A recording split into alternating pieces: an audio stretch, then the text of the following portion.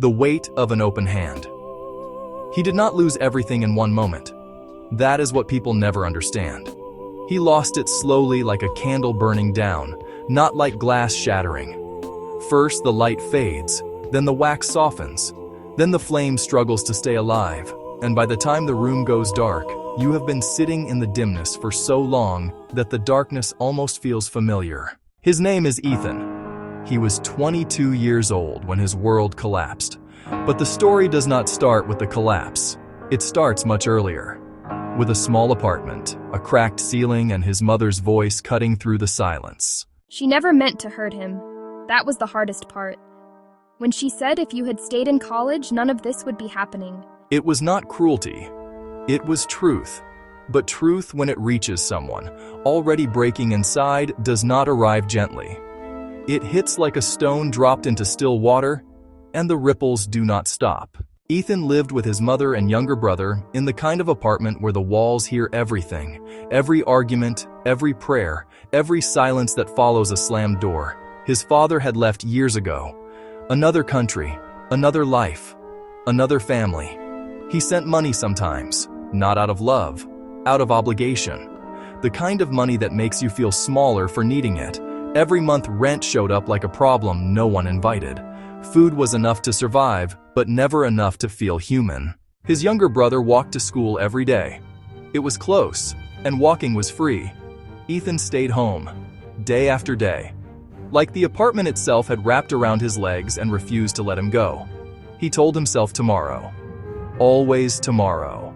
Until one morning, he got on his bike. The sun was unforgiving. The streets did not care. And in his hand, a thin resume. Just his name and grades that told the story of someone who gave up too early. He handed it out, again and again. And every time the same silence, the kind that means no.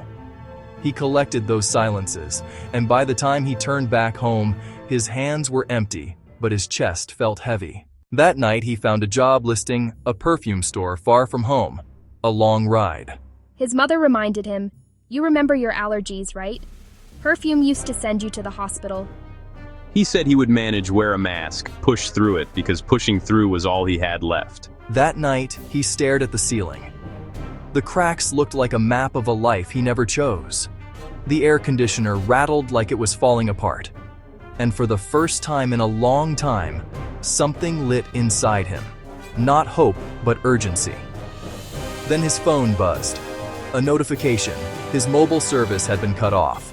No internet, no connection. He asked his mother. She told him to wait. He asked his brother. His brother looked at him and said, "If I had money, do you think I would be sitting here?" That line stayed with him. The next morning he got on his bike again. No money, no clear plan, just forward. The heat was brutal. The road felt endless until he stopped near a small shopping plaza. There was a security guard. Ethan asked for water. The guard looked at him, really looked, then went inside and brought him a bottle. He invited him in, gave him juice, told him to cool down. Then he asked, "What is going on with you?" And Ethan, who had been holding everything in for too long, finally spoke. Not because the man was a stranger, but because he was kind. And kindness after a long drought opens something inside you.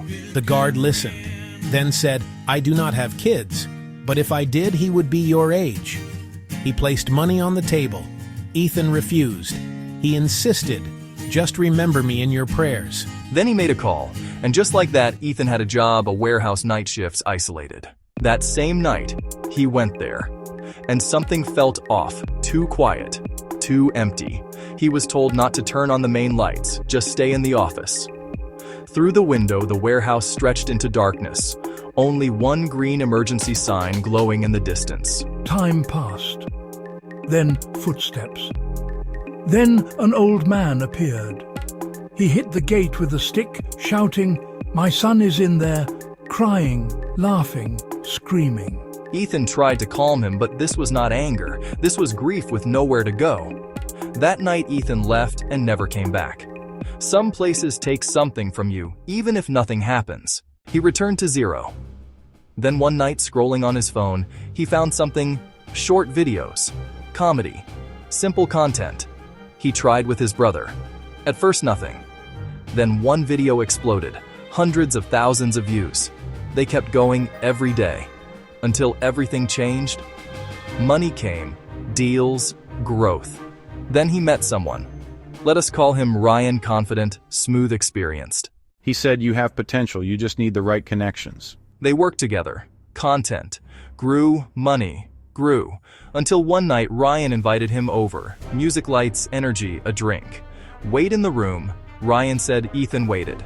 Then he woke up. Morning. Silence. Ryan was gone. His phone full of messages. He opened one, then another, and saw it. A video. Fake messages. From his account, words he never said. But it looked real, because Ryan had used his unlocked phone. Within hours, everything collapsed. Followers gone, deals canceled, his mother shattered, his brother humiliated. That broke him, not the money, not the fame, his brother. He called Ryan. Ryan said if you want it deleted, pay. He paid, nothing changed. Then came the final blow, a contract penalty, hundreds of thousands owed. He sold everything, even his mother jewelry, and still it was not enough. He disappeared. And the story ends with one truth. He did not lose everything because he was weak. He lost it because he trusted completely in a world that does not forgive that. If this story made you feel something, share it with someone who needs to hear it, because one lesson at the right time can save someone from losing everything. And if you made it this far, leave a like, not for the video, but for every person who trusted the wrong person and is still trying to rebuild, because they deserve to be seen. And the lesson, do not stop trusting. Just do not trust all at once. Because some people do not come to build with you. They come to see what you built and wait for the moment you stop paying attention. That is when they take everything.